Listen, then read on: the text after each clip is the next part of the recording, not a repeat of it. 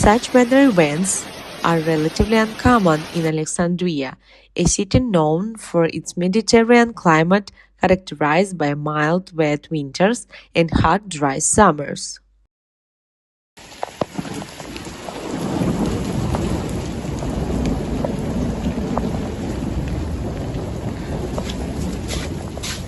The hailstorm caused disruption in daily life, including traffic delays and potential damage to property.